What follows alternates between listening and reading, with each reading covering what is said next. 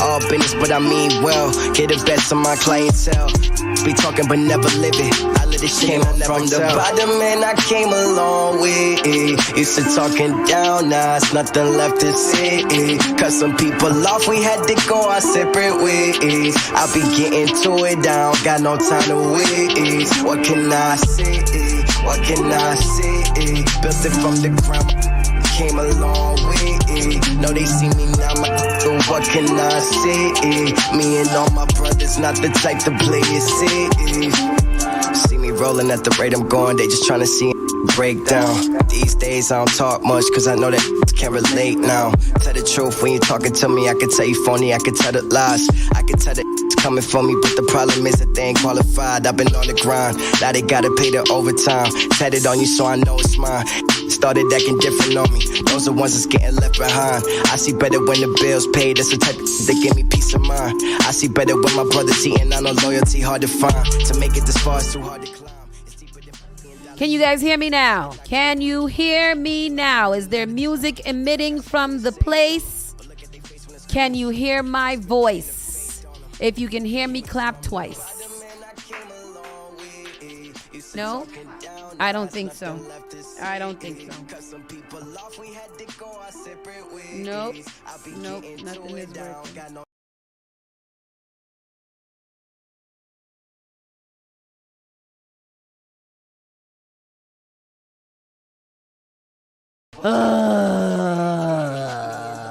All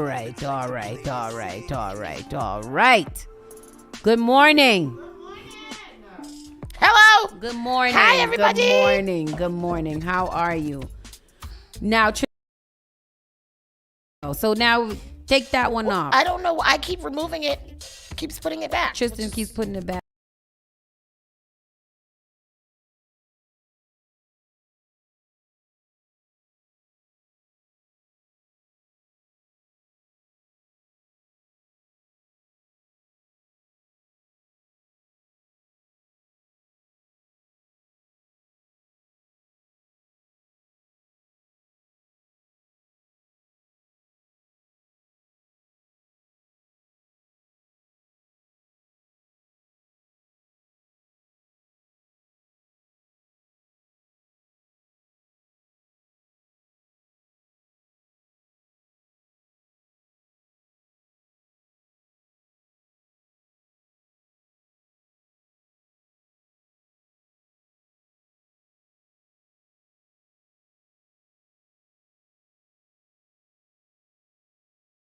To be on, and it has to turn towards you. Can y'all hear us now? Can you hear us now again? Yeah, I guess can't hear y'all again. Better. All right. Okay. All right. So I'm just gonna be on two screens. That's cool. You guys gonna see me twice, or you can just come over here. All right. Uncle Grandpa, cut it out. So anyways, yesterday, what'd you do last night? What did I do last night? Last night, nothing. I just chilled out, and then I remembered that the boy had to be dressed as a Christmas character. Okay. So at late in the evening, I had to jump up and run to the store to go find supplies to create a Christmas character outfit for him. So I did that. I made him a Frosty the Snowman outfit. Uh-huh. That was really nice. How did you get your inspiration to do that? I just figured that it couldn't be very hard to make a top hat. So I thought that, maybe I could do this. And so I did. And I made it. And it came out pretty good. The top hat didn't have no top on it because I couldn't figure out how to do the top. But I made him top hat, buttons. What was the theme today? It was dress as your favorite Christmas character. Okay. So I did him as Frosty the Snowman. Yesterday was Christmas sweater, but he acted up, so he didn't get to wear his Christmas sweater. It's in the bag to go back to the store. Oh, good. Because So I know that like, he was very upset earlier in the weekend because he wouldn't be able to do the theme on Tuesday. Yeah. Even though he didn't have school, so he was very upset about Yeah, that. so that, remember he was having like a tantrum, and Yeah. then Tuesday night when we got home, he was acting a little fool. So I was like, dude, guess what? You're not gonna, whatever. So I bought him a cute little pizza Christmas tree sweater that he did not get to wear because he was acting up. But then he was sweet as pie yesterday. So I had to create. I made a little Frosty the Snowman. It's out there on the internet if you guys can see it. It's nice. Is it? So I made a little hat, little buttons. I made him a little orange nose and some little sticks for arms. And he was quite delighted. I have to post a picture of him dressed up in his costume. So that was the evening. And I went home and I made homemade mashed potatoes because that's one of my Mashed favorite potatoes things. and what? I had goulash from Sunday. So Nice. I made mashed potatoes and goulash. So it's kind of like a deconstructed shepherd's pie. My yesterday, big shout outs to ADSL. ADSL celebrated its 40th anniversary. I'm not showing them out because they didn't invite me. So, and that was crazy too because you should have came. Yeah. They didn't invite me. She invites me to everything. Jess, Christopher, you guys are in trouble. Her and I were conversing throughout. But I the think program. that it was also, I don't know. I have no idea because they didn't even know that I was hosting the event. I went through another person. So another organization that works with them. So maybe that's where the disconnect happened. But shout outs to them yesterday. It was a really nice fundraiser and event. Thank you to ADSL for booking me to host the event. It was really dope. It was great to be able to hear from the kids that go to ADSL about how much ADSL means to them. And I know that it means a lot to our kids too. So big shout out to our own Bedroom Topics, Chris and Jess, for helping to lead the charge on an amazing program for our youth in the community. They really do have a passion for children and making sure that they are good and they are healthy and they have something to do. So congratulations to you guys and your efforts and all that you guys do for this community. Big shout outs to you. And you can catch them each and every Sunday from 9 to 11 on Spark FM Online. Bedroom Topics. Very, very, very interesting, entertaining situation. You go and adult. Go tell them all your business and they help you work through it sometimes. Yes. I have to do a quick shout out to yesterday. I ran into an issue with my car insurance and I was able to look inside of one of the resources that's provided for us on Facebook and found someone that is being referenced as the insurance queen. Her name is Nicole Brown on Facebook. Hit her up yesterday. She saved me almost $300, almost like half of what I'm paying for what I was paying for car insurance and was unaware of on a new car insurance policy that is better than what I had and surely a lot less. If you guys need car insurance, please hit her up. Her name is Nicole Brown. You can find her information right there on my Facebook page, which is public. I'm not hiding. You can go right on my page and find out everything you want to know about me and about Nicole Brown. Nicole Brown. Yes. She is the people's champ. The people's champ. Not all heroes wear capes. Tell them, girl. Tell them, girl. All heroes wear capes. In the interest of time, we're going to move into the show. Again, Tristan is absent for today, but he will be back tomorrow. In the meantime, let's get this show on the road. There will be no bells and whistles here today. We will get some good old-fashioned storytelling. Let's get into today is Thursday. We got one more day left to this godforsaken week. And we'll be moving on to better pastures in the next week, hopefully. Yes. It is going to be partly cloudy skies, high of 37 degrees. It's actually 24 right now. It's friggin' freezing. It's so cold. Yeah. Winds are in the west-northwest at 5 to 10 miles per hour.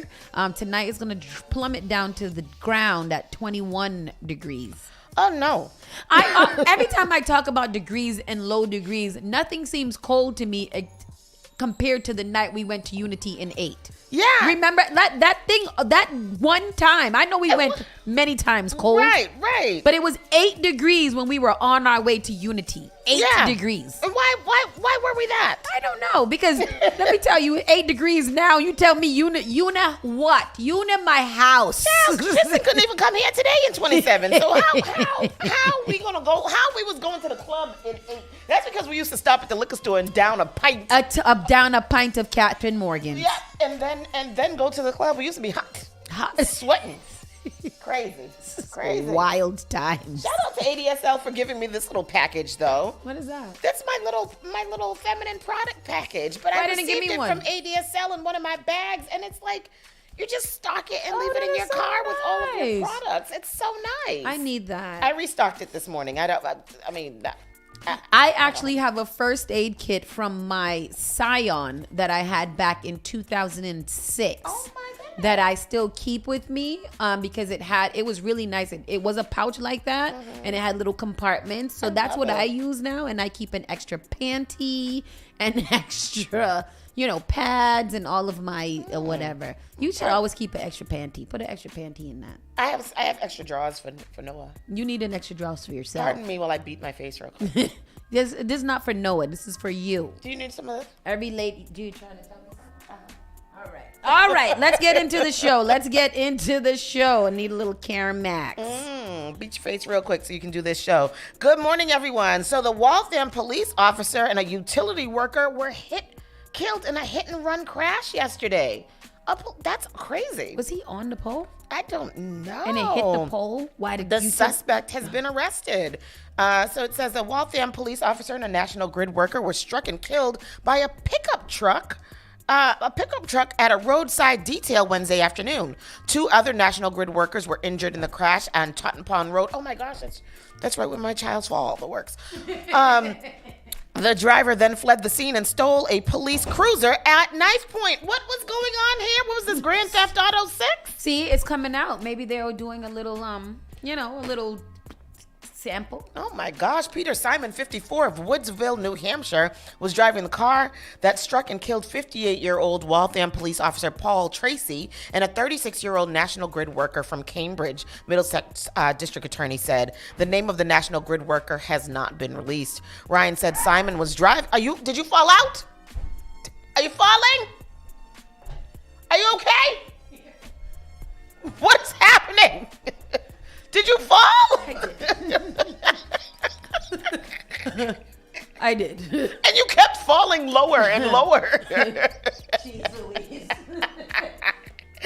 Did you guys see? If you guys didn't see that, mind your business. Wow. Did you see that, you guys? She fell again. Saucy, I hope we caught that one. The fall before was epic, but I think this one has that beat. That's a slow. Because you kept going downer and downer. I didn't want to get off my chair in order to get the plug, so I was trying to reach it, but then I kept slipping off the chair. So I was trying not to make a scene. Wow. Well, you did. You did. I'm sorry. Because I didn't know if I should jump up and run over there, and then I didn't know what I was going to find, so I didn't want to faint. And my neck is broken too. Sorry. Oh my gosh. Anyhow, Ryan said Simon was driving on Totten Pond Road when he pulled over to the shoulder and attempted to make a U-turn. He then struck a car that was behind him, continued down the road, and struck the officer and the worker. Simon's truck then hit 2 other vehicles before he fled on foot into a neighborhood. There he encountered another Waltham police officer. He allegedly pulled out a knife, stole the officer's cruiser, and fled. This man was on a rampage. Oh, it was fentanyl. It had to be fentanyl, right? Because what did you think was going to happen? After leading police on a chase, Simon crashed the cruiser on Winter Street and fled on foot before he was captured. So it literally was Grand Theft Auto with this man yesterday. He was having a good time. Oh, Jesus Lord. Officer Tracy was a 28-year veteran of the Waltham Police Department and father of 2 children. Paul Tracy served this great city with distinction. He was a compassionate police officer and always looked out for the underdog. He was an amazing husband, a loving father, and a friend to all. Simon is charged with 2 counts of manslaughter and armed robbery. He's expected to be arraigned in the Waltham District Court this morning. Additional charges are likely. Clearly, what happened today is an unimaginable tragedy. These two men were doing their job at 4 o'clock in the afternoon when they were killed, and crashes like this happen far too often. That is a wild, extremely tragic story. Like, why'd you do all of that? It was drugs. Did they find drugs in his system? Because it's got to be shrooms or a little Fenty. I mean, I hope that they do find something in his system and they do test him toxicology, because that's not right. Mike, you're right. Wait, the police didn't have a taser or a gun for that knife. This is why I hate watching TV shows, because I feel like obviously in the TV shows they set it up to be easy, but if they can show it in a TV show, why can't we do it here? Where's the little bullet thing that you throw at them and it stings them? I know, or rubber bullets. Rubber bullets, a little pepper, little I think bullet they don't use spray. rubber bullets anymore after the police killed that girl down by Fenway Park with the rubber bullets. Remember that? But if they had regular bullets, they would have killed her anyway. So a little rubber bullet accident. I mean, either you get a real bullet or a rubber one. But rubber bullets kill too, so it's like I might as well use a real one then. But if you're gonna do a rubber bullet, maybe you shouldn't aim at their heart or chest or head. Maybe you should aim at a leg, arm, an extremity or something like that. And I understand that we're trained to shoot and kill, but why you can't just shoot to hurt? Shoot to disarm. Yes, is what I think. Shoot somebody in their leg, or in their knee or something. They bust their knee off. Bust it out. Yeah, don't kill them. Just bust their knee off. Yeah. I don't know why, but I want to say rubber baby buggy bumpers. That's what I wanted to say. Thank you for saying that. Is what I wanted to say, and I've said it. 2 people were stabbed near the Dedham Country and Polo Club. Dedham Polo Club, like they be playing polo on the horses in Dedham. Maybe it's a polo shirt club. Everybody wear a polo shirt. Maybe they low lifes, get it? Polo life, low lives. No, I do not get it. And this has taken me to ChatGPT, and I don't even know how I got there. Well, move on. I want to talk about 2 women were being treated in Massachusetts hospital after they were stabbed by a neighbor, it looks like, and I think the neighbor is dead, is what I've heard. How you do a stab suicide? Girl. That's not how it works. Things happen like that, you know? There's a story in the national news about somebody who did that. Hold on a second. Let me just get this here. 2 people were stabbed. Actually, polo jerseys are the long-sleeved one, padded elbows compared to the Ralph. I thought those were rugby shirts. No, polos are the ones that have the collars. Yeah, with the little. But what's the rugby one? Don't they have rugby the patches? Is a long-sleeve one. So that's what Schneider's saying. Schneider said polo jerseys are long-sleeved with padded elbows compared to those Ralph. No, that's a rugby. It says Massachusetts authorities say 2 women were stabbed at a Dedham home after receiving medical treatment, while a man who is related to both stabbing victims died after police tried to take him into custody. How? Norfolk District Attorney Michael Morrissey said shortly after 6 p.m. Was he black? No. On Wednesday, Dedham police received a 911 call from residents at 2 Jackson Pond Road indicating that a stabbing was happening at the home. The residence is near the intersection of Country Club Road and not far from the Dedham Country and Polo Club. According to Morrissey, neighbors then reported there was a man in obvious distress on Country Club Road. The district attorney said police encountered that man and used peppered spray and tasers. See, this is what we're talking about. In an attempt to subdue the individual and take him into custody. Hello. Morrissey said that as the police were trying to take the man into custody, officers noticed that he was showing signs of physical distress. The officers rendered medical aid to the man before he was taken to an area hospital where he was pronounced dead. The state's Office of the Chief Medical Examiner will conduct an autopsy to determine the cause and manner of the man's death. And the 2 female stabbing victims were taken to the Boston area hospital. They confirmed that the man who died and the stabbing victims were related, but he did not state whether the man that was the person who stabbed the 2 females. The names of the stabbing victims. Wait, but tell me again how he died in the police custody. He was acting crazy, and they was trying to subdue him, and then he had like a heart attack. Oh. Or something like that, it seems like. Oh. They're not sure who stabbed who or who it is and all of those things. They don't know what happened. They just know that 2 women were stabbed and a man died. That's weird. I don't want to be stabbed. I don't care to be stabbed, you know? Like, I don't care to be in a situation in which somebody feels the need to take out a knife and stab me. I don't care to be in any situation where anybody ever feels like they need to hurt me. Yeah. I don't want that type of energy. Like, I don't want you to feel like I'm about it. Yeah. Like, I want to fight you. Like, I want bitches to be like, yeah, I can't stand her. It's on site, but I know she's not going to fight me, so what I'm supposed to do. But what is it going to be on site for unless I did something? Yeah, like I don't even understand on site. So you premeditating, you don't want to talk about it. You want to have a talk. I feel like on site should just be like if you did something to someone, you'd be like, yo, on site. Yeah, like but it can't just be like I don't like you on site. Like that's just so silly. Have any of y'all in the audience ever on-sited anybody? Like fought somebody as soon? I did roll up on somebody like that in Belmont. The white girl that was messing with me. I waited until we got off of school grounds as I thought. We were waiting at the bus stop. And I saw her crossing the street. And I crossed the street and I proceeded to whoop her ass. Oh my, you did. I did. I got suspended for that one, which was a surprise to me because I didn't think that I could get suspended for whooping somebody's behind off of school ground. Yeah, but she still went to school with you.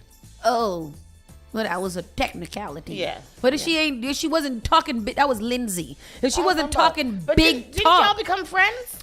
No, we became friends in the other fight that we had. Fight. There was a few years that you had where you were fighting every year. I was fighting. You did. And the first couple years in high school and the first couple years in college. I think that's when you and I got in our fights too. Yeah, I was, I've got a chip on my shoulder. Therapy. And then I did start going to therapy after that. And since then, I have not been a fighter. There's issues. Yeah. I mean, I had to present my dominance in that school so that they can know who is the king. For a long time, the only fight I had ever gotten into in my life was with my sister until I. And then after that, you started wilding out at the clubs. It only happened. Oh, it did. Oh, wow. Only two. Shut up. No, it's true. We're not talking about me. We're talking about you. It is true, Mr. Hightower. All my life, I had to fight. Hightower, please do not. I do not. However, I have moved on. I am a business owner and a mom now. I do not proceed in those types of actions. Well, don't get it twisted. She talks about fighting people every day. All the time. There's mad people out day. here that should be fought. Like the little boy yesterday go tell me that if it wasn't for him, ain't nobody would come in here. Who is you? Who is you? I love the audacity. The audacity that came along with COVID is like it's rampant and it is epidemic. It's crazy the audacity. This boy contributed 4 names to the wall. That's how I had to put things in perspective. Like you contributed 4 names and one of them was your own. It's 4 big names. 4 big names. 4 big names. A dog walker. I'm moving on. A dog walker and a dog are violently attacked at a Burlington reservoir. Police say authorities are investigating an alleged violent attack on a dog walker and his dog at a popular walking path on Tuesday morning. Burlington police say the assault happened around 9:30 a.m. at the Mill Pond Reservoir. Both the victim and his dog were attacked by a suspect riding a black mountain bike and accompanied by 2 other dogs. The severity of the injuries are unknown at the time. The suspect is being described as a 30-year-old white male with an athletic build. I know who it is. That's all. Who is it? That's the description. That's athletic male. What? A 30-year-old white male with an athletic build. I know exactly who that is.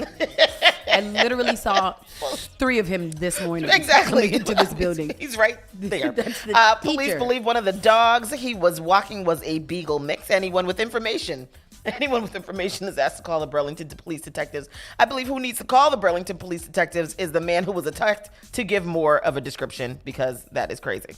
So that's that. Newton City Councilor criticized for foot massage text messages to colleagues. What's that mean? I don't know. It sounds sexy to me. You ever done a foot job? Actually, I've put it on there. I put it on there, but I haven't done a foot job. I don't get foot jobs. I don't understand foot jobs, and I don't understand breast jobs.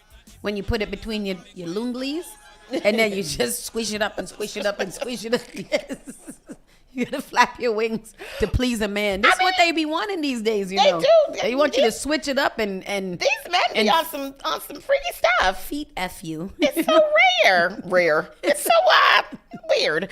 Okay. The foot massage sounds creepy, but it's always what my wife wants, said one Newton city councilor to another via text message. Why? And why?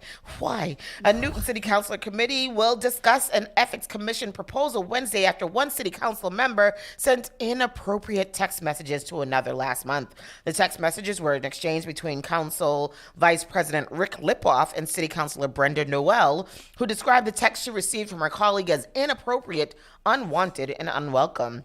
How did he feel the need to? He just sent her one. What did he say? He said that's what he said, quote unquote. Okay, the foot massage sounds creepy, but it's always what my wife wants. And say it again. I'm stupid. Say it okay, again. the foot massage was creepy, but it's what my wife always wants. That's what he said to her. That's what he sent to her. And now he is being criticized for inappropriate text. Unwanted, and unwelcome. Ooh, you men better be careful out here, boy. They coming for y'all. Which Noel said happened during a November 20th city council meeting, included a tense discussion around Newton coming into compliance with the state's MBTA Communities Act and how Noel should conduct herself when the council takes up the topic. This is quote unquote, in the words of the anchorman, keep it classy, San Diego, Lipoff told Noel. You can tell me go F myself, but I just felt like saying that, and you're not the only one I've sent it to. That's what he wrote in That's response? what he wrote to her. Say it again one more time.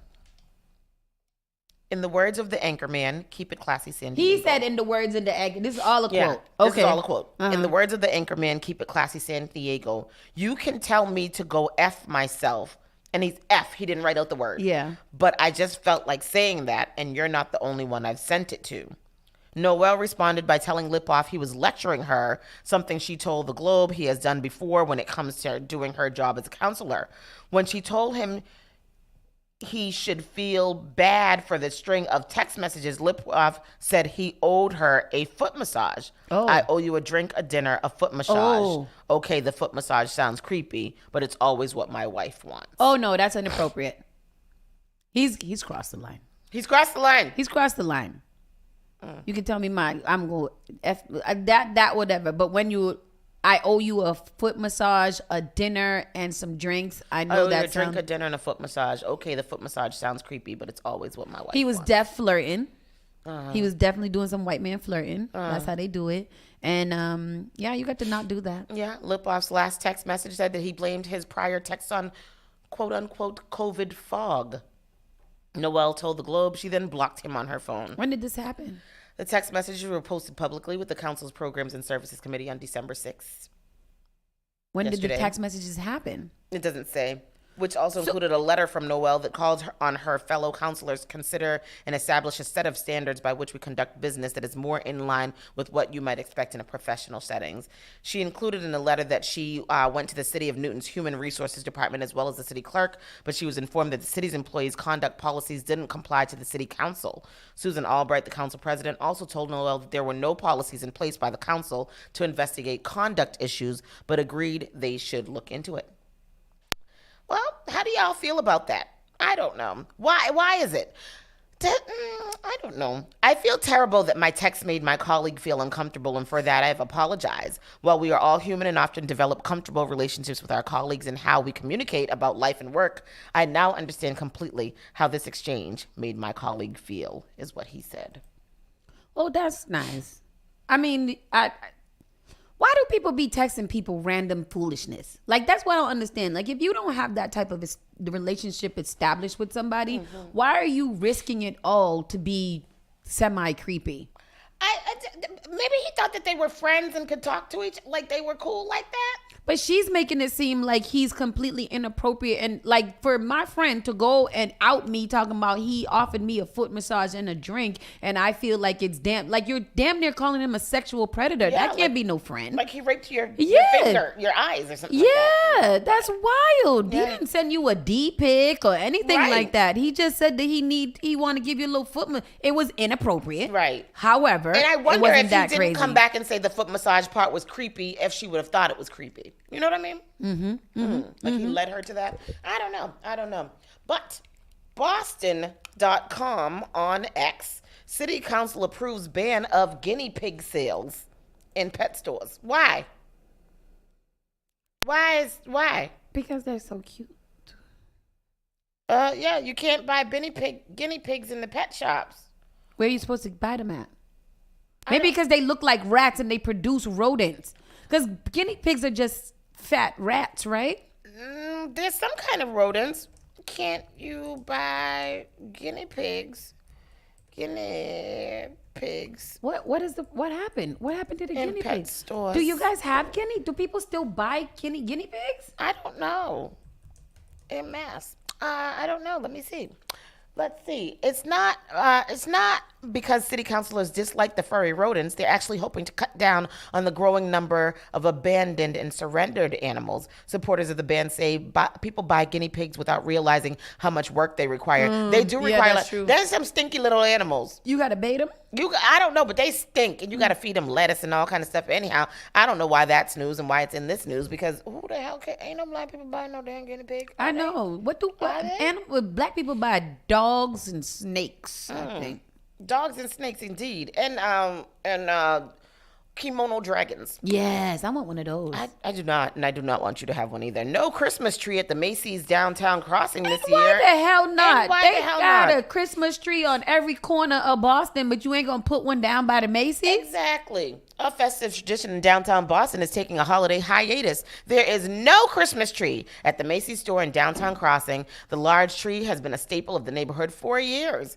Macy's, for a variety of reasons, at their end, decided not to move forward with the tree this year. Probably a chance it comes back in a future year. They had changes in staffing and so on, which led them to not having one downtown. When the Christmas tree was back there, it was like, oh my God, especially at night, remembers shopper Ricardo Mead. Christmas is spirit and love. Let's bring it back. I don't understand why they wouldn't put it there. That is ridiculous. I just don't get it. What would be the point of that? Not having the Christmas tree? Yeah, like... Because it's not like you have to put decorations on it. You just put lights on it and put the Christmas tree up there. What are you talking about? There's not enough staff. Christmas is canceled for everybody. If they're not going to put a tree down by Macy's, then we're not going to friggin' participate. Well, they probably felt like they couldn't put it down there because some little derelicts and hooligans down there rampaging everybody down in downtown Crossing. They don't want them knocking over the Christmas tree and stuff. So I don't know. Terrible. Boston police are seeking the public's help to help ID a package theft suspect. They have a picture of him. I know where it is. It's in the locked office in the building over there. The package pirate.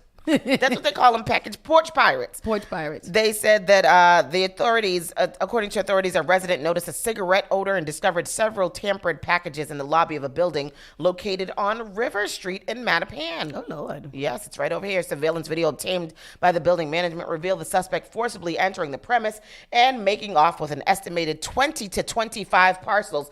How many trips did he make to get away with all of them parcels? While also damaging others. He had a big truck and he had a cart.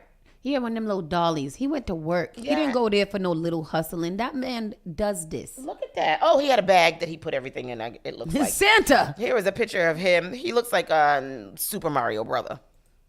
Luigi. Let me see if I can get a picture of him so you guys can see the thief of the night. The thief of the night. He is over here stealing all your packages. He is pretty much the Grinch himself. Good morning, DJ Hot Sauce. Good morning, Bobby Steels. Cheeky. See him there? This is the guy who's stealing all of your packages. I think I'm most scared for when you order like electronics like Apple Watches and iPads and stuff like that. Because good honeypot products. Honeypot products. When they gonna send you yours so I can buy mine? I know when they gonna resend me my honeypot products. But yeah, like things like that. When you open, like if I'm a thief and I steal like 5 boxes and I get a whole bunch of foolishness, am I motivated the next day to make a better effort, or do I quit? To give them back? Yeah, like what if the thief opened your packages and be like, I don't want this. Here you go. That's in the story that we have in the national news as well. Good. And then the real story. What is the most dangerous gang in Massachusetts? First of all, I say it. I don't know. I was gonna say something with a number in it. I didn't know that there was still like.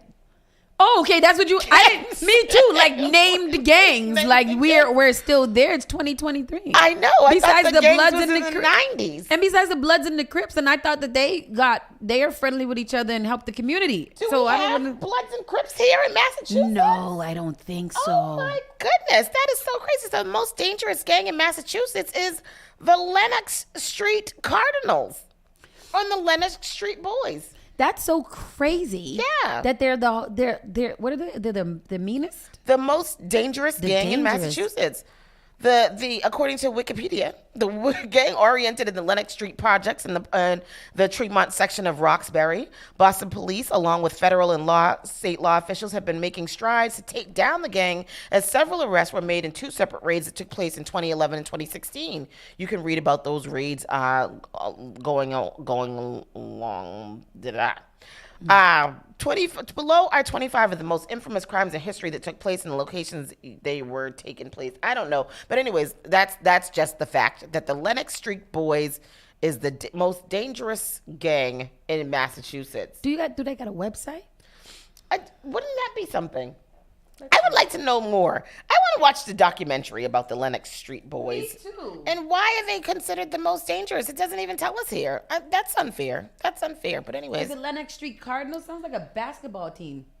Well, that's all the gangs used to be named after sports teams. I remember we used to run with the Chargers. They was out of Mattapan. It was a bunch of cute Haitian boys. The Lenox Street Boys, also known as the Lenox Street Cardinals, are one of the oldest and most dangerous street gangs in Boston, Massachusetts. The gang originated in the Lenox Street projects in the Tremont section of Roxbury, Boston. The gang has been visible on Boston's police radar since the mid-1980s as they terrorized local stores and civilians.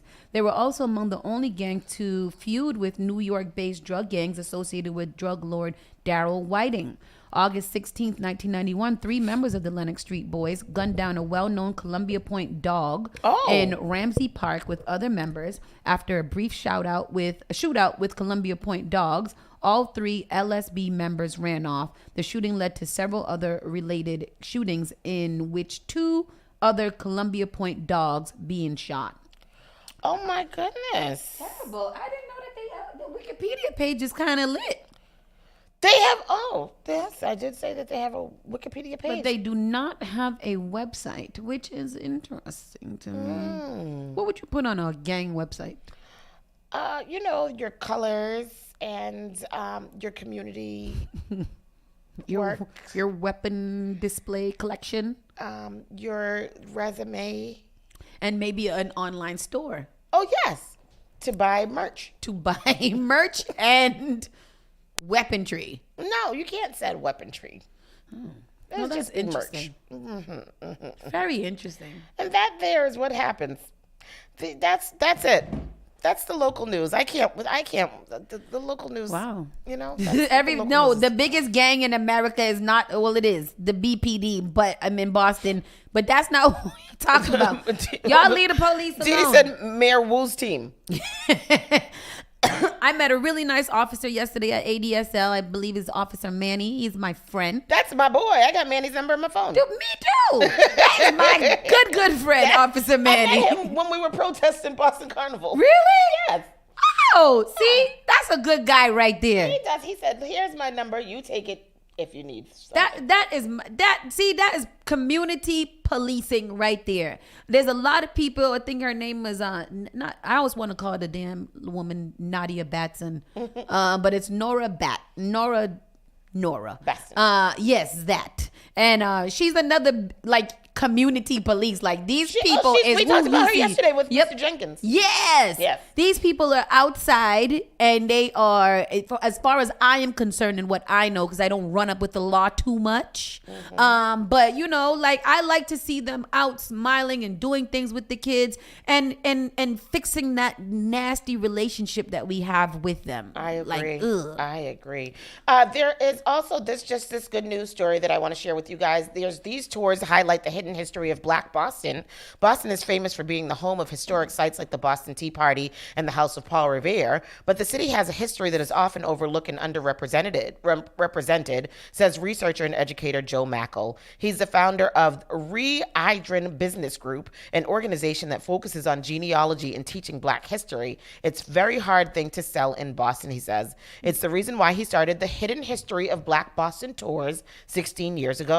Before he created Re-Idrin Business Who is this Group. Again? Sorry. Huh? Who is this again? His name is Joe McCall. Mm-hmm. Before he created Re-Idrin Business Group, McCall worked for 10 years in the corporate world until he couldn't do it anymore. I left and made a pilgrimage down to one of my grandfather's only remaining sisters who lived in Sweetland, Maryland, he says. He stayed for a month doing research on the genealogy of his family. When he returned to Boston, McCall had the idea for his new venture and a passion about educating people about Black history through tours and workshops. Soon enough, he was renting vans and giving both driving and walking tours of Boston. The tours highlight the lives and contributions of Black Bostonians in different areas of the city, including Beacon Hill in the South End. One tour in particular focuses on lesser-known Black history in and around the North End. McCall starts at the Rose Kennedy Greenway. It always starts the tour with 3 African women, McCall says, stopping by a stone with faded carved lettering. It's a monument to Zipporah Atkins, the first Black woman on record to acquire property as a free woman. She was born in Boston in the 1650s to enslaved Africans at the time of her birth. The 2 other women McCall talks about are Hagar Blackmore and Queen Kitt. You guys look this up. What is it?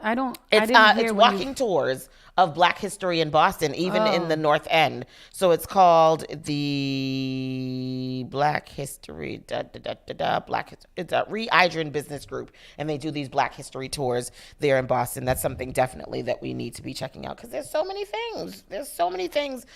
Rich Black history in Boston that we don't actually get to hear about. So y'all get out there and learn that. We're going to take a quick commercial break. Come back. We've got lots of crazy headlines in the national news for you. We'll be right back. We'll be right back. Turn it up. This is SparkFMOnline.com. 3, 2, 1. Silent night, holy night. Drink a rum and a punch up, drink a rum. Drink a rum and a punch up, drink a rum. Spark FM.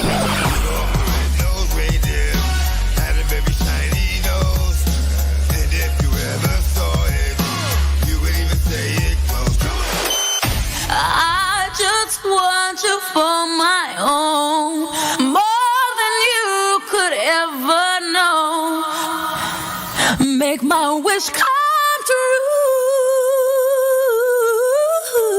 All I want for Christmas is you.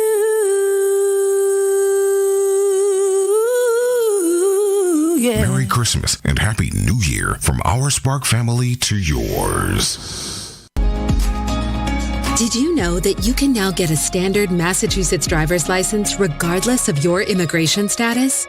To get help with your application, a list of all required documents, and nearby appointment scheduling, visit mass.gov/WFMA. Your license is your way forward, so why not get started today?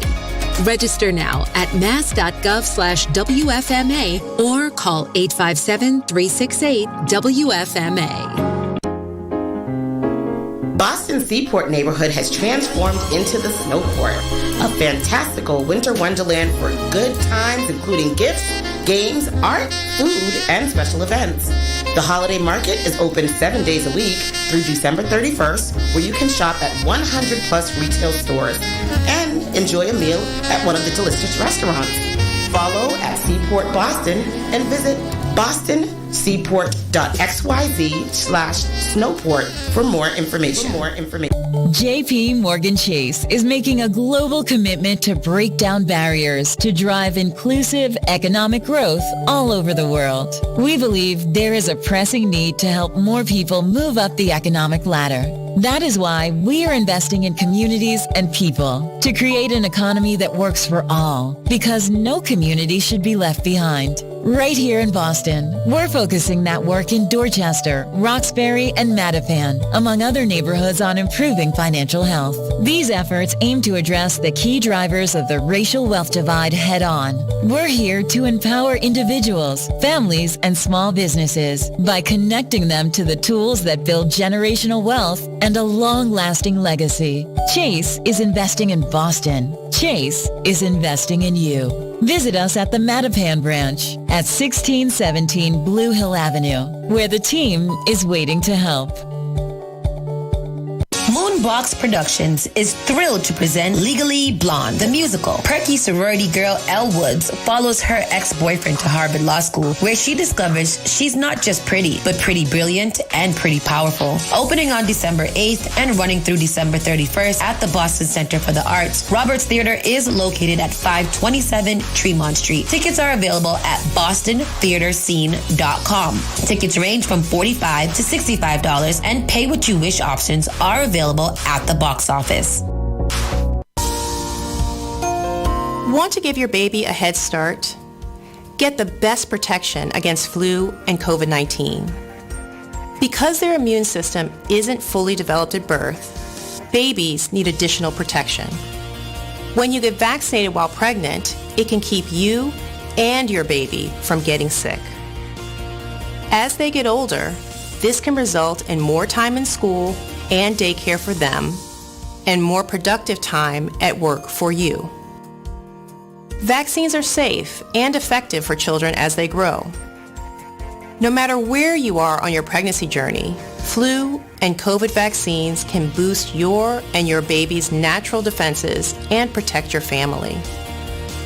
Stay up to date with your vaccines. Stay healthy. Talk with your trusted healthcare provider today. Brought to you by the Boston Public Health. The all-new Spark FM. Spark FM. Come on. Spark FM. Yo, chick a man be ballin'. These chicks pigeon toed. Some of them be crawling. Spark FM. Oh gosh, it's me again. New England's #1 urban Caribbean music. Radio. Spark FM. Spark FM, we are back. And it's time for our national and world news. Shout out to you guys for sticking with us today through all of our trials and our tribulations. It is time to get into the national news, where we give you all of the weird things that are happening around us. Things that we don't necessarily, maybe sometimes we got to worry about, but it be that. Here we go. The sheriff says that a Texas man killed his parents and 4 others in a trail of violence. Why? Well, I don't know. That's not even the first story, but let's get to it. I don't know. This is all killings in the beginning, and then it gets weird. The Texas man killed his parents and 4 others and wounded 2 police officers in a day-long trail of violence stretching from San Antonio to Austin on Wednesday. Shane James, 34, of San Antonio, was charged with 2 counts of capital murder after separate attacks in Austin and San Antonio that began Tuesday morning and ended with James crashing his car that evening during a police pursuit. James has a history of mental health problems and a prior arrest on charges of assaulting family members. His parents, Phyllis James and Shane James, were found dead in their home in the San Antonio area. The police said at a news conference, 4 more people were found dead in 2 homes in Austin, more than 80 miles away. The Austin victims were not immediately identified. James would be charged with murder or capital murder in his parents' deaths as well. A cyclist in Austin was also shot and wounded, and 2 police officers were recovering from gunshots including one who was shot in the leg outside of a high school. Henderson said it was unclear what, if any, relationship the man had to the victims in the Austin area. Online jail records did not indicate whether James has an attorney, and several people listed as his relatives in public records did not immediately return to phone messages. He's a former infantry officer in the Army, and he was arrested in 2022 on charges of misdemeanor assault of his parents and a sibling and taken to jail. 2 weeks later, the family told a victim advocate liaison that he had mental health problems and asked that he be released from jail. He cut off his ankle monitor the day after he was released, prompting a misdemeanor probation violation. Cutting off an ankle monitor has since been upgraded to a felony. Deputies went to the parents' house in August when James was reported to be naked in the yard and behaving strangely. They went into the home but did not arrest him because he had barricaded himself in the bedroom. All right. Well, that sounds crazy. That is that is quite crazy. That is quite crazy. Why did he do that? Pun intended. Unintended death. Pun intended. Yes, pun intended. yes. Quite crazy. At least 85 civilians, including women and children, are dead after a mistaken Army drone attack. If it's in Palestine, it was not mistaken. They dropped the bomb on those civilians because of wickedness. Yeah. If it's not, then I don't know what happened. No, it's not. Emergency response officials said at least 85 people have been confirmed dead after a mistaken Army drone attack on a religious gathering in northwest Nigeria. Ain't that about a bitch?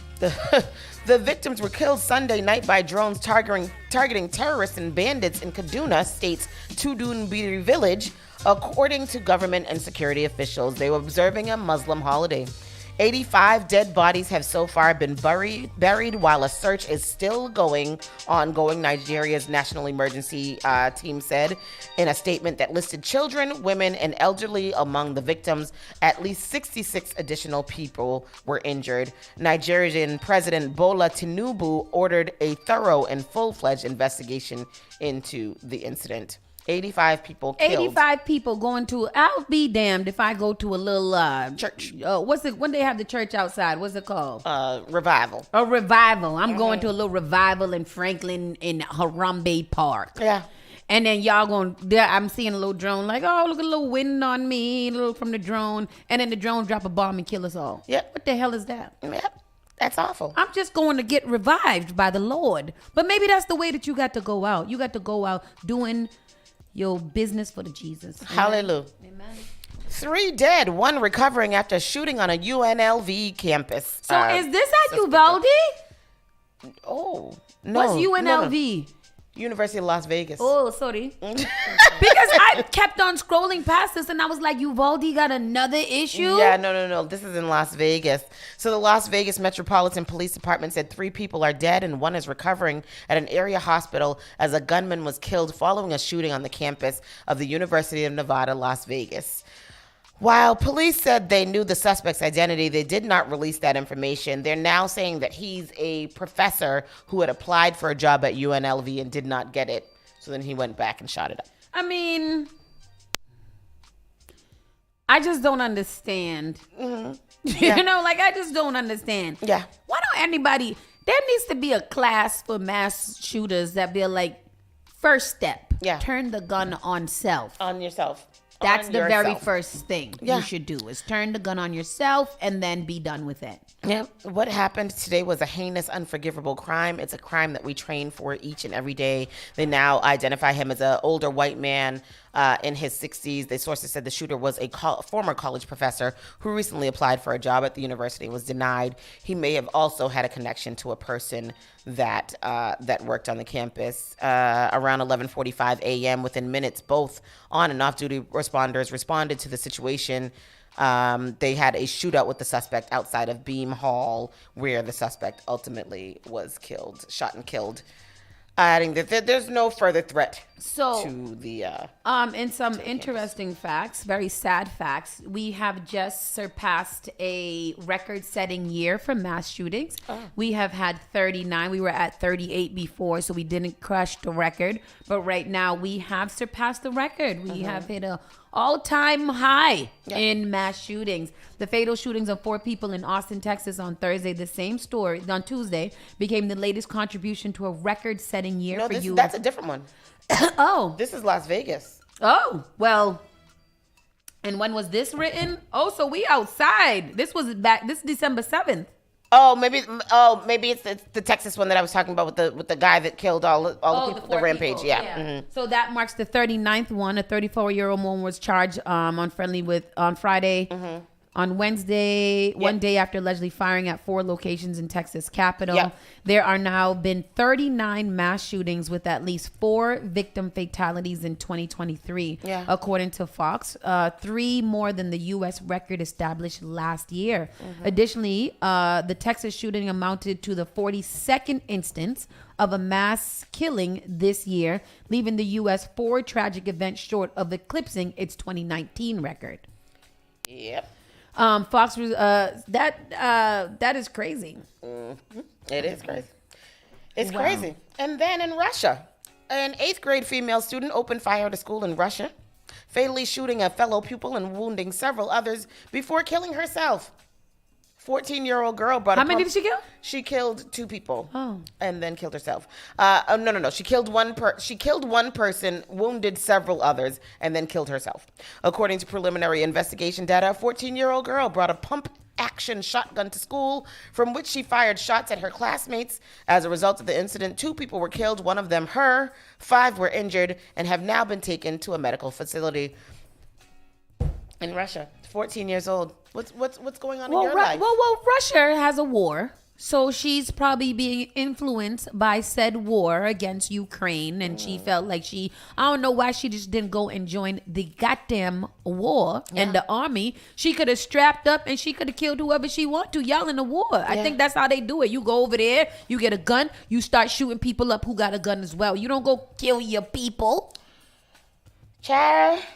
You literally having a war in your country and you gonna go shoot up some random people when you could just take your anger out on the war people? I'm not saying that war is good, but it just don't make a lot of sense to me. Like people who kill people for no reason when there's other people out here that deserve to be not here with us any longer. Unalived. Mm-hmm. And you guys decide you want to kill a mother and a child. Yeah. Like that's wild to me. Yep. So that's that one.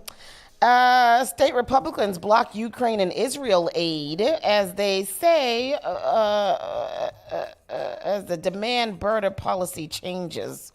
Washington State Senate Republicans on Wednesday blocked the advance of a $110 billion package of wartime funding for Ukraine and Israel, as well as other national security priorities, as they try to force President Joe Biden to include changes to U.S. border policy. I'm not going to go on into that, but I think that it's very good that they blocked this $110 billion package to send to the Ukraine and Israel. We got stuff here. Where they was sending it? To the Ukraine and Israel. $110 billion. The Republicans blocked it? Yeah, Senate Republicans blocked it, yeah. Wow. Well, that's interesting. Yeah.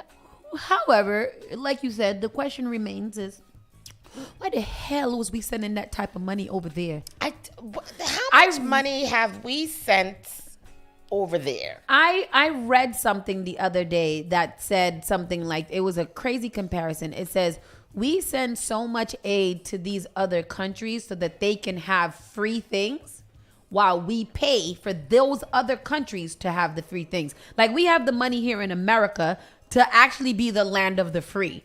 But they would rather help everybody else except the people that are living here. Yeah. That if you think about it in that way, that is crazy. Yeah. They're gonna end up sending 109 B. What that mean? Billion. Yes. They're gonna send 109 instead of 100 billion.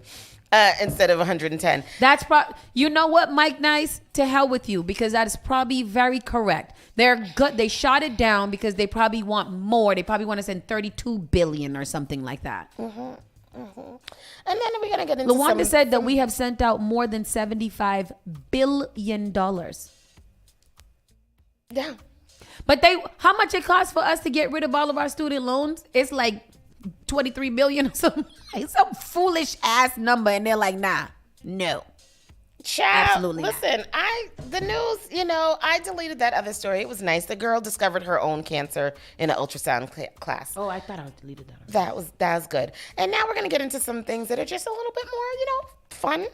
My neighbor blocked me from getting out of my driveway, and I found the perfect solution. It just took help from passersby. This is a funny little story here. The resident appeared baffled after spotting the vehicle parked outside his home, but was quick to take action. He made the decision not to have the Ford Escape towed and opted to shift it himself instead. The video shared on Long Beach Adults YouTube page appears to show the homeowner asking someone for help.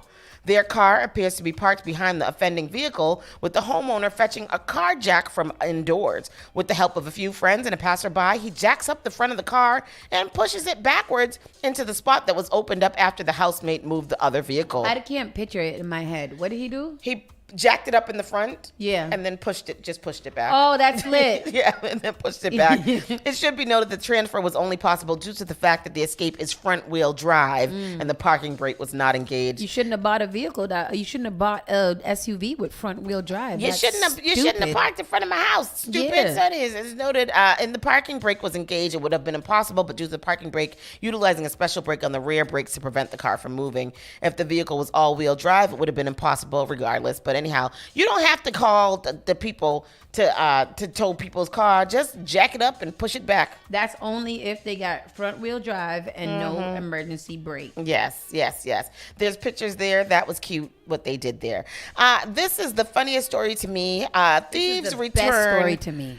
A stolen Android phone after realizing it's not a known iPhone, and it said, we don't want this. And that's what we were talking about, the people stealing things and they decide that they don't want it. Because that's exactly what I would do. If I got to find an Android, if I stole a box and it's an Android in there, what am I supposed to do with this? Exactly. Like, what am I supposed to do with this Android phone? How do you even turn Androids it on? are so hard to use, man. They are not user friendly. All. They're awesome and they got good pictures and you can do this and you can do that. Most of y'all don't use all of that shit on your phone anyways. Your phone should just be able to call, get a text message, and go on to social media and use a calculator. Exactly. It don't need all that other zoom in and layer on top of layer and blah, blah, and blah. cut out and put in and da-da-da. Y'all want to be so fancy. Y'all little text messages is green and stupid. It's dumb. A man in Washington, D.C. last month was a victim of an armed robbery in which the thieves stole everything he had in his pockets, including his keys and smartphone. The one good bit of news, it was an Android phone, and the thieves wanted nothing to do with it. As reported by ABC 7, the Washington, D.C. couple asked not to be identified for their story. The wife explained she had just finished working in the early morning hours, and her husband insisted he meet her outside the apartment to park the car for her. When he parked the car and started walking back to the apartment, two masked gentlemen approached him and were armed with guns. They robbed him, took everything he had in his pockets, took the keys to my truck, and got in and pulled off. But before driving off, the thieves took a look at the phone they had just stolen and promptly handed it back to the man. They basically looked at the phone and were like, oh, that's an Android. You don't want this. I thought it was an iPhone. Still, even though her husband may have gotten his phone back, the woman says the event turned her life upside down. Upside down. How to turn your life upside down? Oh, you got your phone. Just call all the card people. I know it sucks. It sucks to lose the wallet. It sucks to have to call and get that. It sucks to lose your car, but yeah. I mean, at least you could make a phone call. Yeah. With your droid. Yeah. iPhone users be bragging about new features that Android been had in 2008. Yeah, but y'all didn't even know that y'all had those features on your car, on your phone in 2008. And what's the point of having all those features if y'all don't know how to use it? You still can't figure out how to get your pictures to not be all crumbly when they sending it to somebody. That's true. I can't get no good video out of an Android. No good videos from an Android person. Because you gotta send it in WhatsApp. They too worried. They too damn worried about they fine picture taking skills, but it can't transfer over. So you get all those nice pictures for yourself. Ridic. Shoot. This is cute. This is the cutest little story. I'm a president of a tiny U.S. nation with 38 residents where onions are banned and you're jailed for having spinach. This is real. This is a real place? This is a real. There's a micronation located within the United States where onions are banned, spinach can land you in jail, and tours are only offered a handful of times per year. His Excellency, the president of Molossia, Kevin Baugh, spoke with the U.S. Sun to further, is the U.S. Sun, they're real, further explain some of the rules and regulations he has established with his nation, the Republic of Molossia. Is this the president right here? This is the president right there. Okay. The micronation was originally founded by Kevin Baugh and a friend of his on May 26, 1977, and was known as the Grand Republic of Goldstein. Back then, Baugh was the prime minister, and his friend was the king. The king. The king. I want to make up a republic so I can just make up names. It. He changed the name to Molossia in 1988, but for a specific reason. Molossia is actually a variation of the Hawaiian word Muluhya. Muluhya. What's that movie called with the little girl from Mohala? That's what he wanted to call Lilo it. and Stitch. Mahalo. Yes. Mahalo. Which means harmony and peace. We try to be harmonious here in our little tiny country. We work pretty well. Now his full title is this. His Excellency President Grand Admiral Colonel Dr. Kevin Baugh, President and Race of Malaysia, Protector of the Nation and Guardian of the People. Okay. What? You know what? If I had a little town of 38 people, that as well would be my title. Yes. The whole thing. His title is bigger than the whole damn nation. Yes, it is. It's 11.3 acres and it's situated fully in the United States in the U.S. state of Nevada. It has a population of 38 people, and most citizens live outside of the nation. He said there are currently 3 human and 3 canine residents living there. Oh.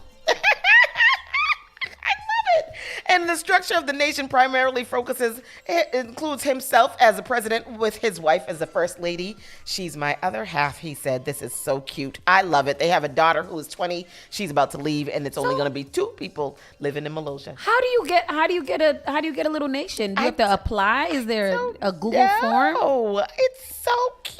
38 people. Yes, 38 people. 38 people. It's so cute. Look at the whole country is right there. in one everybody, all the population is right there. It is so cute. And then this last. There's a black boy. Oh, there's a black boy in the nation. Is this boy black? No, he's of Asian descent. Who's he there with? I think this cop back here is a little bit black Spanish-y. and white. Yeah. Mm-hmm. So that is that. And then our good news of the day, Captain Zeta Merchant unveiling the first African-American woman to be promoted to flag rank in the 233-year history of the Coast Guard. Very, very good for her. Her name is Zeta Merchant. I don't know where you got Catherine from. Oh, I heard Captain. In a landmark achievement earlier this year, Captain Zeta Merchant received widespread recognition for historic promotion to Rear Admiral in the United States Coast Guard. She's the first African-American woman to be that in 233-year history. In 2011, she got the Black Engineer of the Year award winner for K-12 promotion of education. She is something I don't know, but anyways, that is awesome. That is the national news. She's a nice black woman. She's beautiful and good for her, and I am proud of her. And Semper Fi. Did you say what Captain Merchant holds an impressive academic-based background? She poses a doctorate of business administration, a master of quality systems management, a master of public administration, and a bachelor of science in biology. God yes, damn. ma'am. She's yes, okay on ma'am. paper. That's what I'm talking about. She is a boss lady. Yes. Additionally, she has honed her skills as a national security fellow at the Harvard University's Belfer Center for Science and International Affairs and a Massachusetts Institute of Technology Seminar 21 National Security and Foreign Affairs Fellow. Okay, MIT in the building. And Harvard Did you get it? You go, girl. Bung, Love bung. it. Captain Jada Merchant stands as a testament to the dedication, excellence, and breaking barriers within the United States Coast Guard. Congratulations, Captain Zeta Merchant. I love it. I love it as well. Love it, I am love it. so proud of her. Every time I feel like I can't get no prouder, I am proud of her. All right, we're going to take a break because you're out of control. Take a break. Be right back with entertainment. Y'all, she crazy. Help me. No, you don't need no help. Don't let me help her. Everybody don't need no help. We'll be back in a couple of seconds. Keep it locked right here. Go to a quick commercial break, and we'll get into our entertainment news because we got to talk about P. Diddy once again. Oh, P. Diddy's Lord. out of the side, boy. They getting him. Spark FM Online. We'll be right back. Turn it up. Is SparkFMOnline.com.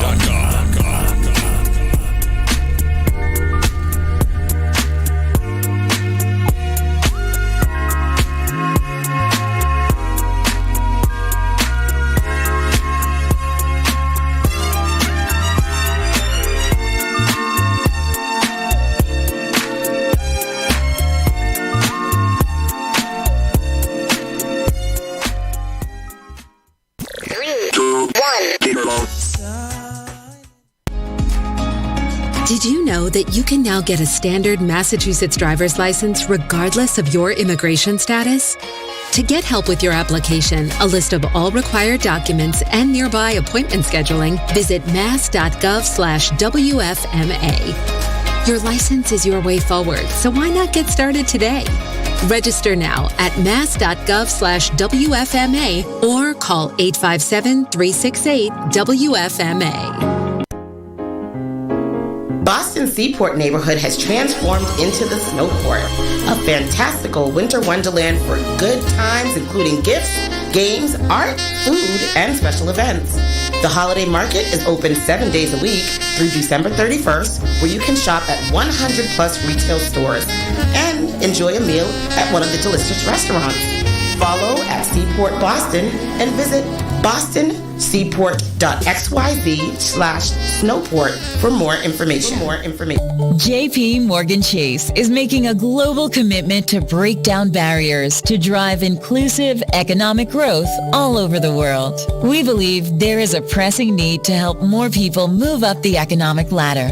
That is why we are investing in communities and people to create an economy that works for all, because no community should be left behind. Right here in Boston, we're focusing that work in Dorchester, Roxbury, and Mattapan, among other neighborhoods, on improving financial health.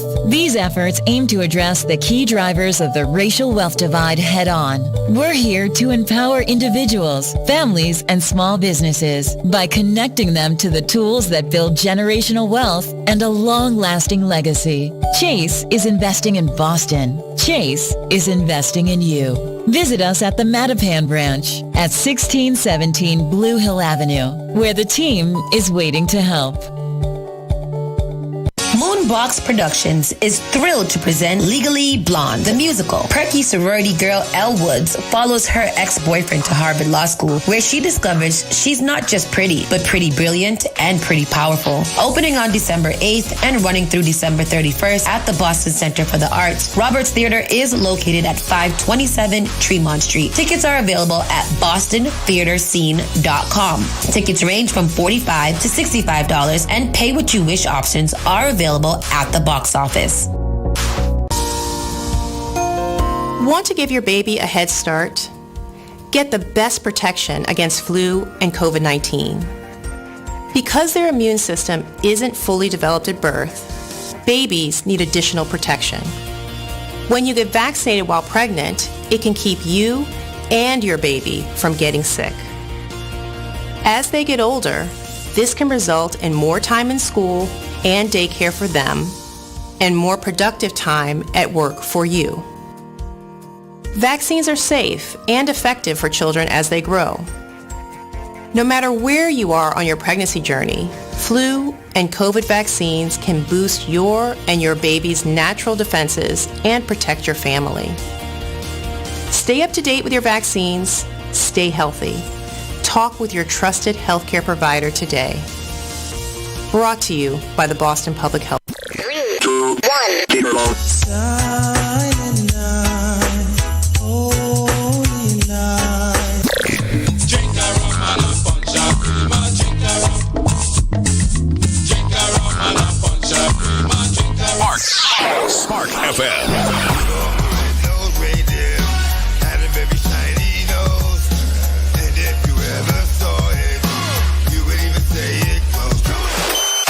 I just want you for my own, more than you could ever know.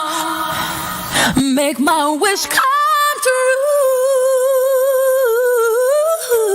All I want for Christmas is you.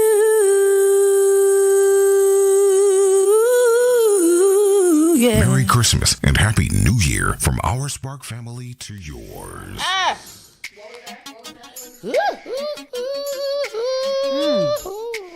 That sounds cute, girl. That sounds cute. Hey, all right.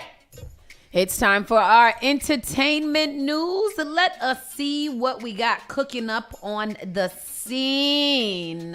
It's not even in there. It's not in there. And then while you find it, 50 Cent pledges to donate proceeds from Diddy's documentary. Jesus Christ. This guy right here is different. He's a different type of animal, and I respect it. I love him. Me too. Like, I'm for it.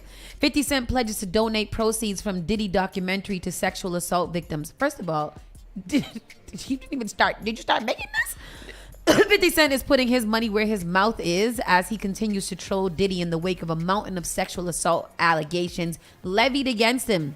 The G Unit Records owner has vowed to follow through with his promise to produce a documentary about his rival's sexual allegations, scandal, and donate the proceeds to a good cause. As reported, the Bad Boy Records founder was recently sued for sexual assault and rape for the fifth time. Fifth? I only know 3. Fifth. I know. I only know 4. Well, I thought yesterday was 4. No, yesterday was 3. Yesterday was 4? I thought yesterday was 4. First accused him of this. They're saying 5 since she first accused him. 50 Cent made the bold announcement at his charity intention on Instagram along a video of former Bad Boy artist Mark Curry admitting to some atrocities he performed alongside Diddy while in the club with women. Let me see if I can get it to play for you. I might not do the video, but I can get the audio going. Okay, let's do this. We are going to bring this off. We are going to go back over here. And we are this up, and we are going to press play. We used to go to when we go to the club, we used to have these bottles, right? Mm-hmm. And on this bottle, they be regular Moet bottles. On them bottles right there, they've been to have something to make the girls be real slippery and all of this kind of stuff. Slippery. So when you get up, they be like, don't touch them bottles right there and only drink them bottles right there. Put Molly all in her champagne. She ain't even know. I took her home and I enjoyed that. So we already knew what the drill was. You just don't mess with them bottles, right? Did all of... Oops, sorry.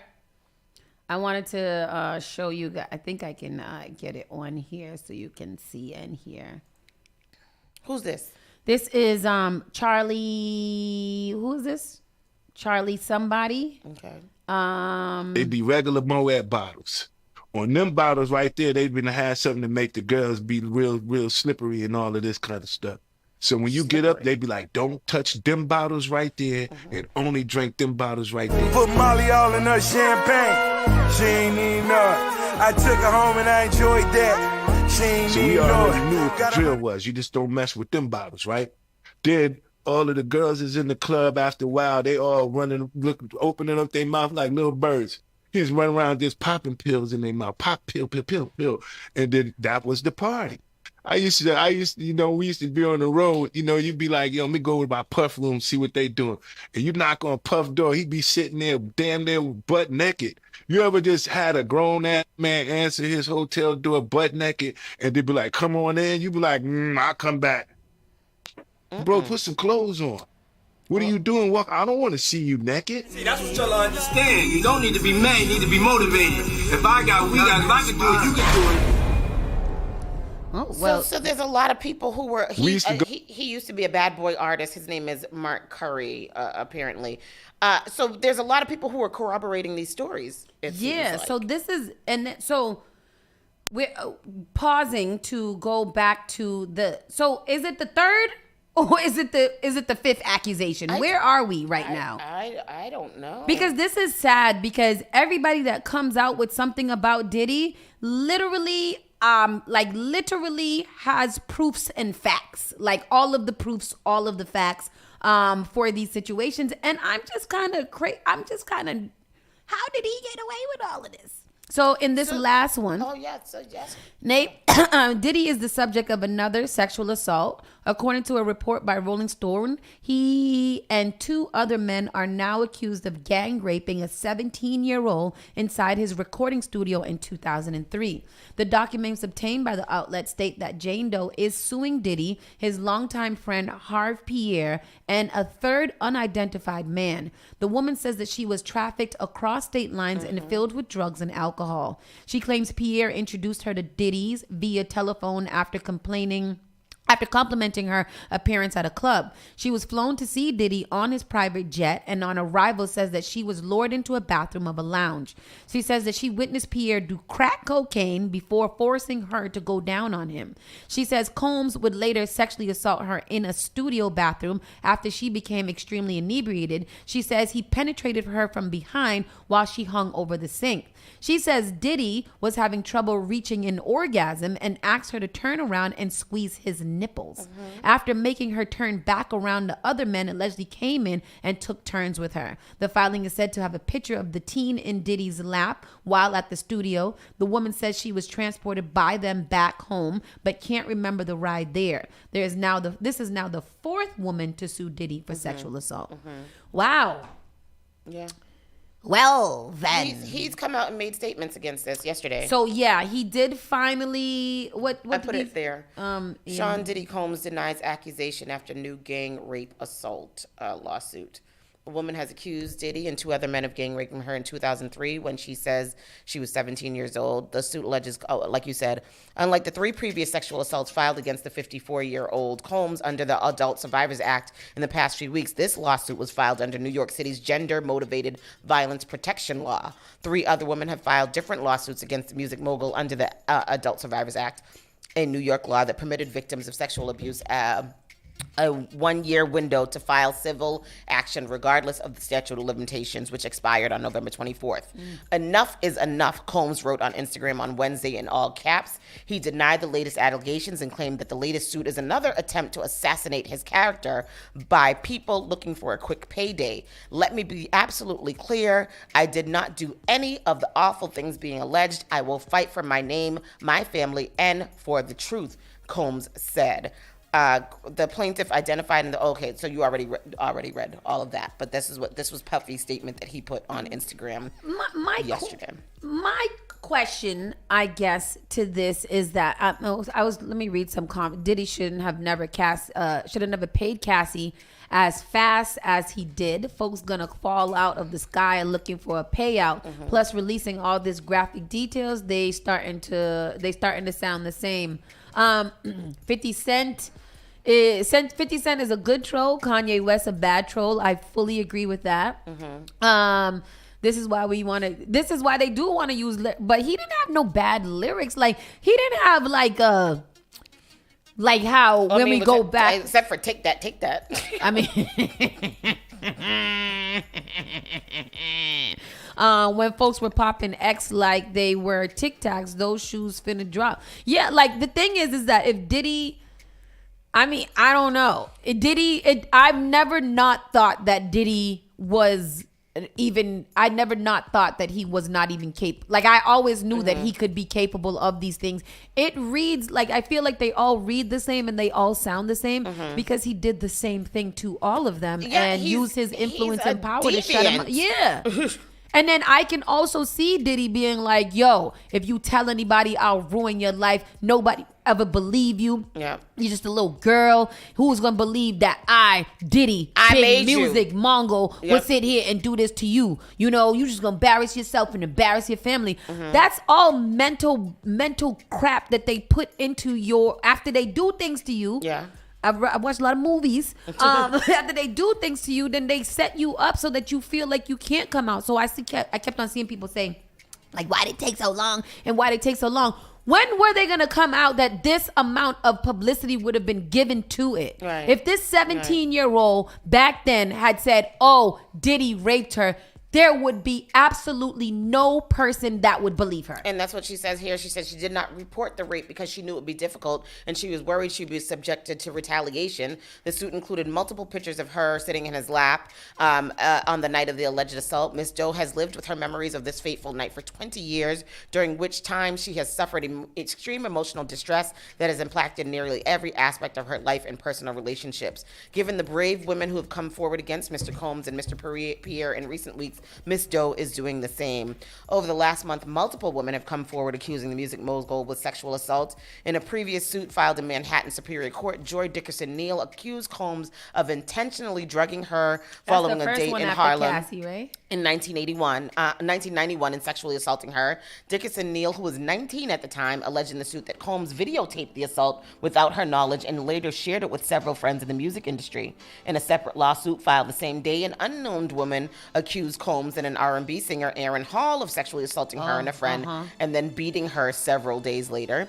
The woman, also identified as Jane Doe, said she and her roommate returned to Hall's home with him and Combs after a music industry event in 1991. And that was not hard to believe either, because, the way that Aaron was talking, real grimy and nasty, it seems like, what do we, like, why are we denying this? I know that he has to, but Diddy, you did it. And then those allegations came after Combs' ex-girlfriend, Cassandra Ventura, Cassie, dropped a bombshell claiming that Combs raped, physically abused, and sex trafficked her.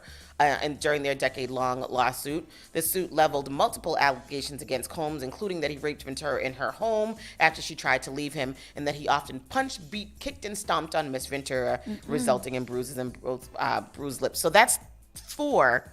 Combs, the two reached an undisclosed settlement.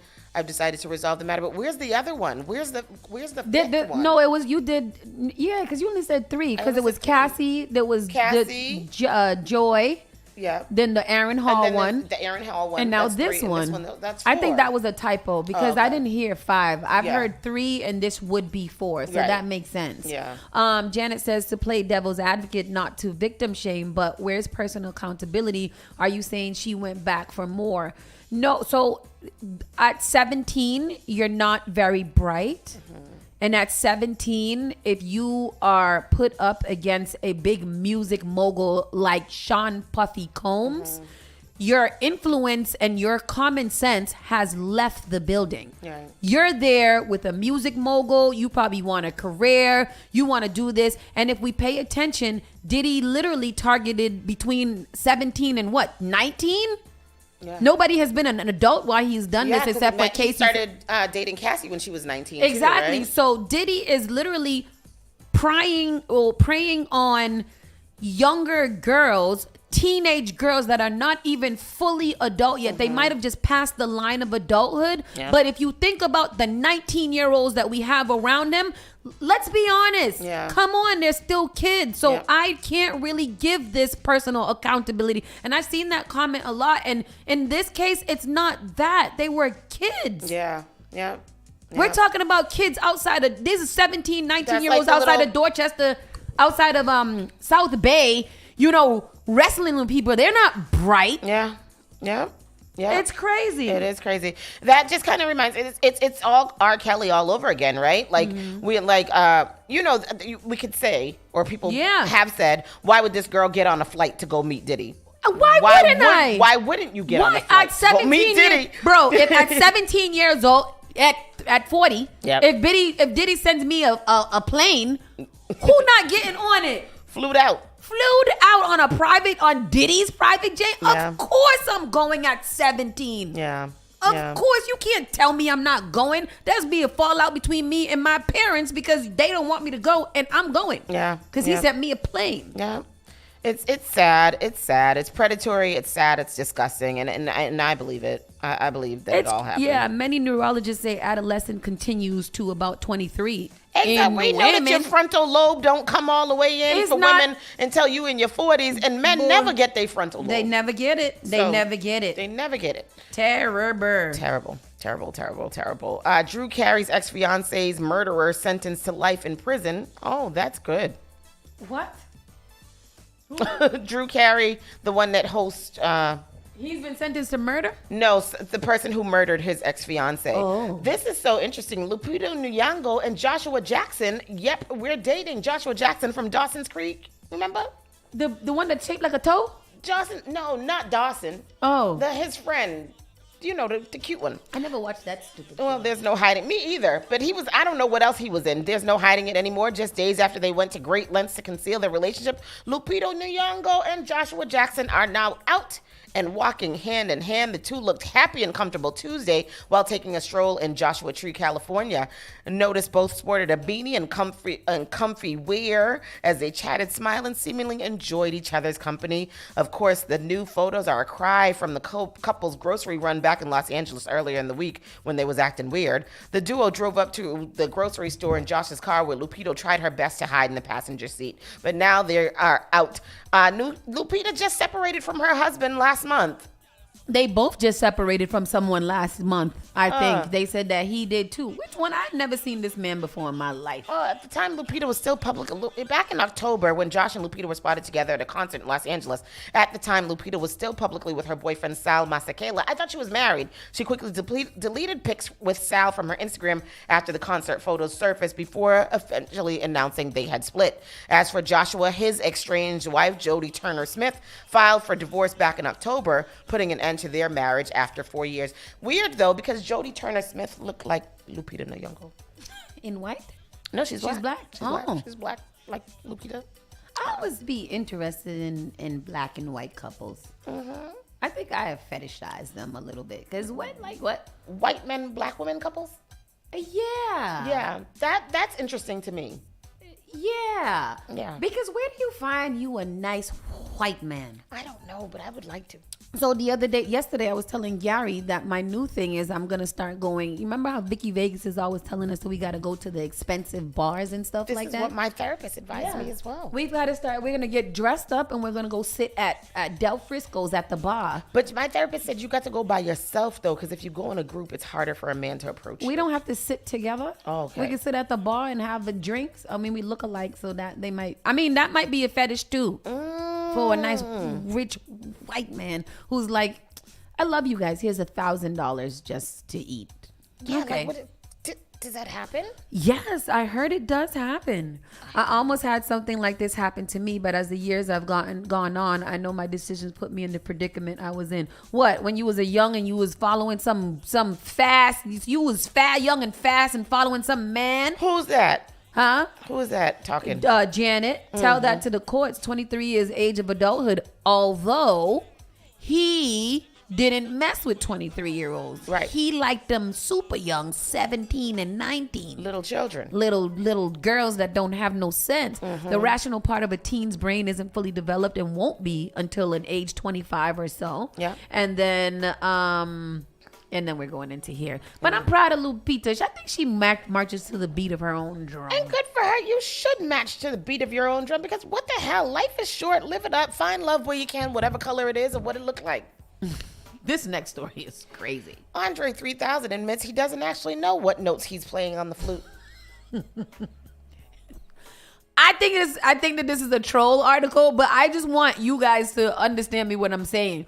I listened to the damn album twice from start to finish, and to me it sounded like he was just like, you get a little clarinet and you just start playing things. It's not a song. Like how we used to play the recorder? Yeah, it's not any rhythm. It's not anything. It's literally like when, like, now sweep this and Just blowing it. Whoo, whoo, whoo, whoo, whoo. Yeah. Well, this was an interview that he did with CBS Mornings earlier this week. And he said, I've gotten so used to it. I kind of have a muscle memory of holding the flute, he said, of carrying his instrument to go to instrument around. When I'm walking with people, that's what they say. I feel like I'm in my movie. I don't even know what notes I'm playing. So every move for me is new, he continued, which is kind of crazy, but it feels great to do it. Because when you find things, you're like, oh. Andre continued to credit hip-hop for his passion for discovering new sounds. It's like a reward for searching. I think that's a hip-hop thing, to be honest, because hip-hop, you immediately take something in and you put it back out. Andre 3000 is fine. That's fine as hell. With dimples and a nose ring and salt and pepper beard and hair. And man, I tell you, that man is fine like wine. Fine. He is fine. Danny Lee's brother seeks justice and wants to serve the baby. Are we still there? Are we still here? Y'all remember when we had to have a whole show discussion about Danny Lee and the baby? And the baby, but remember he beat up her brother. Is this her brother that he beat up in the Walmart? Yes, wasn't it a bowling alley? Yeah, it was a bowling alley. Yep. He killed somebody in the Walmart. Oh yes, he killed somebody in the Walmart back in the day. Yeah. So anyhow, he wants to serve the baby. Serve him what? Danny Lee's brother. You got to get over it. But he can't find him. Brandon Bills has had trouble locating the baby to serve him. He's like Carlisa Russell. Look, what's her name? The little Russell girl who saw the baby on the hot wall. He looking for the baby too. He looking for I get what you said. Ching. What was her name? Carly Russell. Carly Russell. How about it still? So he said he can't track him down. The private investigator can't track down the baby. I don't understand why, because we see the baby every day. Every day we know where the baby is. Well, you don't want to just follow his stories and go to his next show that he promoted and serve him there before he go on the stage? Oh. Well, Cameron implies that he and May slept with Lil' Kim and Foxy Brown after Dirk Nowitzki confession. Dirk Nowitzki. Cameron has suggested that he and May slept with both Lil' Kim and Foxy Brown after NBA legend Dirk Nowitzki admitted they were his two 90s crushes. Speaking on their sports talk show, It Is What It Is, with Nowitzki, a recent admission, Cam said he liked our old joints before starting to laugh. You had one, I had one, I think, I don't know, maybe I'm bugging. Dirk's one of us, joked Mace, who also discussed the former Dallas Mavericks star's taste in women.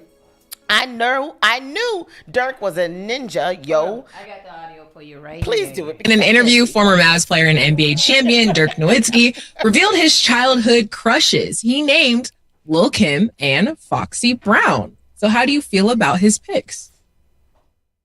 I knew Dirk was a nigga, yo. I knew Dirk. I knew there was a reason we like Dirk, you know.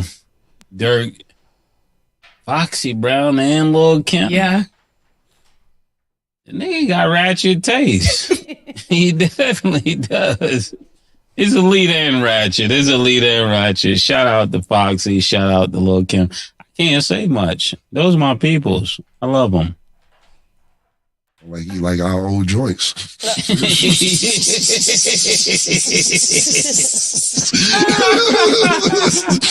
Dirk one of us. Yeah. Dirk, you one of us, Dirk. I think you had one, I had one. I think, I don't know. Maybe I'm bugging. I don't know what I'm saying.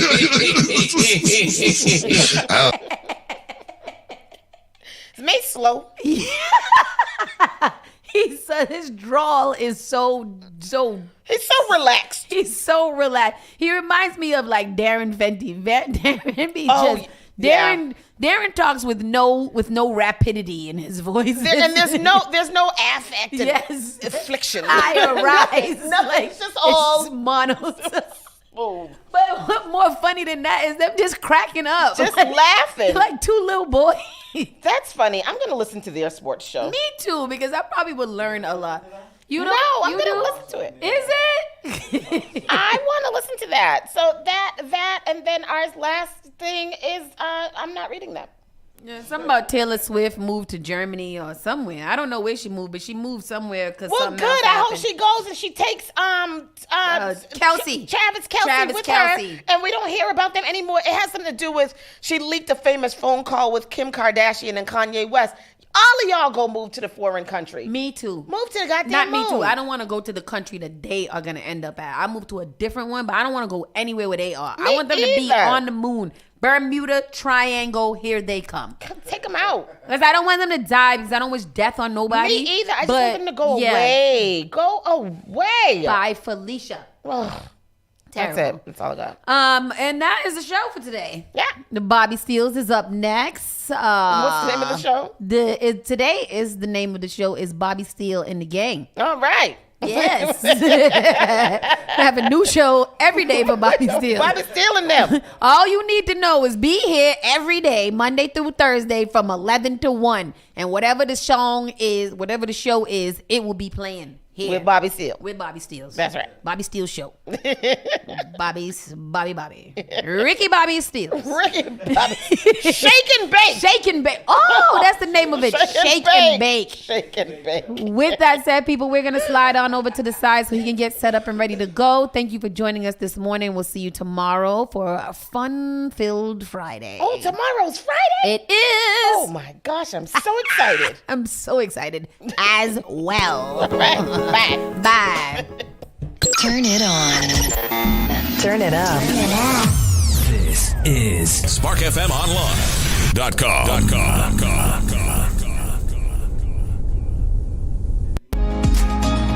Did you know that you can now get a standard Massachusetts driver's license regardless of your immigration status? To get help with your application, a list of all required documents, and nearby appointment scheduling, visit mass.gov/WFMA. Your license is your way forward, so why not get started today? Register now at mass.gov/WFMA or call 857-368